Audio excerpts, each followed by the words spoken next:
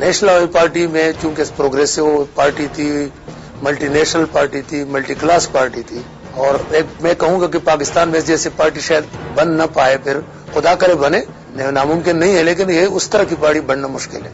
58 में अगर martial law न लगता तो नेशनल अवामी पार्टी मगरबी और मशरकी में दोनों में नेशनल अवामी पार्टी जीत रही थी। इसलिए तो मार्शल लॉ लगाया गया कि प्रोग्रेसिव पार्टी आगे ना आए, क्योंकि उस वक्त नेशनल अवामी पार्टी वेस्टर्न कंट्रीज को सूट नहीं करती थी। मुजाहिमत करते थे जुल्म के खिलाफ, हम मुजाहिमत करते थे जबर के खिलाफ, हम मुजाहिमत करते थे रियासती तशद्दुद के खिलाफ, हम मुजाहिमत करते थे रुज्जत के खिलाफ। तो ये मुजाहिमती तहरीकें थी जो नेशनल अवामी पार्टी कब से चल रही है। देखो, मैं आजाद में कुछ नहीं हूँ, मैं समझता हूँ कि मैं जिस तहरीक का हिस्सा हूँ मैं उस तहरीक पे फख्र करता हूँ। अपनी जात पे वो मैं पे तारीख पे छोड़ देता हूँ कि तारीख मेरे बारे में क्या फैसला करती, मैं गलत था, मैं सही था, मैं अच्छा था या मैं बुरा था, मैं तारीख पे छोड़ता हूँ, मैं अपनी जात की बात नहीं करूँ।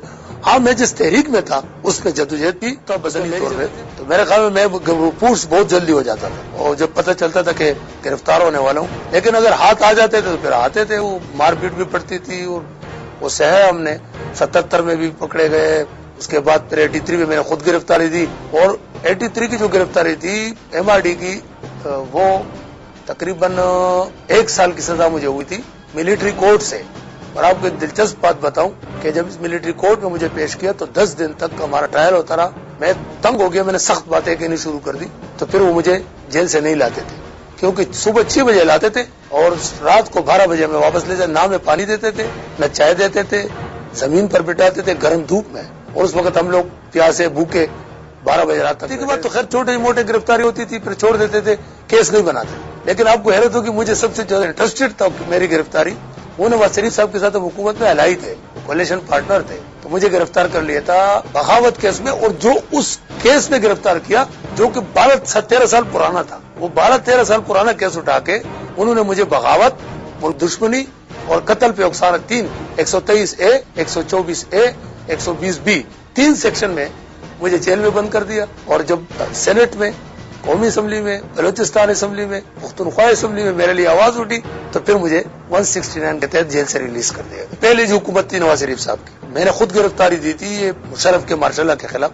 जेल गए थे, और लांडी जेल में भी गए, सेंट्रल जेल में भी रहे, हैदराबाद जेल में भी रहे। जेलों में जेल हुआ करती थी तो उसमें आपको सालन गर्म करने की भी इजाजत नहीं थी। आप जब सालन गर्म करते थे तो हम देखते 4 आदमी पहरा दे रहे हैं, एक आदमी जो है वो कपड़े का गोला बना के उसमें सरसों का तेल डाल के उसको जलाते थे, ऊपर रखकर वो देख रहे, वो 4 आदमी पहरा दे रहे, कोई ऊपर से जेलर ना आ जाए। तो उस वक्त ये हाल थी।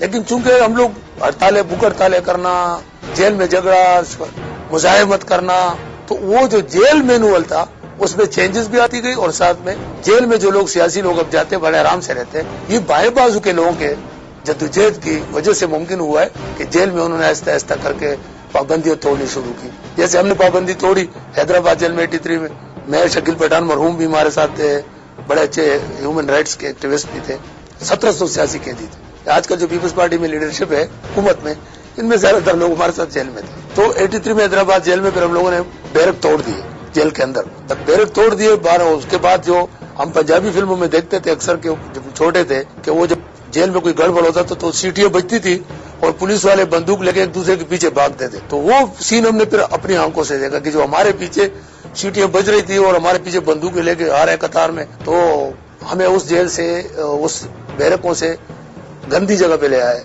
हम लोगों को फिर मार भी पड़ी। तो हम लोगों ने कम से कम 60 घंटे फिर भूख हड़ताल, क्योंकि पहले हमने भूख हड़ताल की, फिर उन्होंने खाना बंद कर दिया। तो 60 घंटे भूखे थे। फिर जब हम पे आंसू गैस फेंका, वो समझे बेहाल हो गए होंगे, तो हमने दरवाजे तोड़ के उसमें जो नेजे लगे होते, वो नेजे निकाल के फिर पुलिस से मुकाबला किया। आखिर में फिर उन्हें कुरान लाया, कुरान पे उन्होंने भी हाथ रखा, हमने भी हाथ रखा, और फैसला ये हुआ कि जी हम आपको कुछ नहीं कहेंगे, आप बंद हो जाए। तो जब हम बंद हुए तो उन्होंने कुरान की बात नहीं मानी, 24 घंटे फिर भी हमें भूखा प्यासा रखा। जेल में बड़ा अजीब जिंदगी होती है। आप दाल ऐसे खाएंगे कि जब आप दाल में गोता लगाओगे और दूसरी तरफ निकलोगे तो एक दाना दाल आपके हाथ में आ गया होगा। और जो गोश्त होता है, तो जेल की इस्तिलाह में उसको डीजल बोलते हैं, तो उससे एक अजीब सी स्मेल आती है। गोश्त तो गोश्त होता नहीं है, लेकिन बहरहाल। और जेल की चपाती आज जली आज पक्की, ये खाना पड़ता है, और उसमें जेल मुजाहिमत भी करना पड़ता है। हैदराबाद जेल का 1 साल बड़ा लंबा पीरियड होता है, उसमें हमने बहुत कुछ सीखा। हम स्टडी सर्कल भी चलाते थे वहाँ।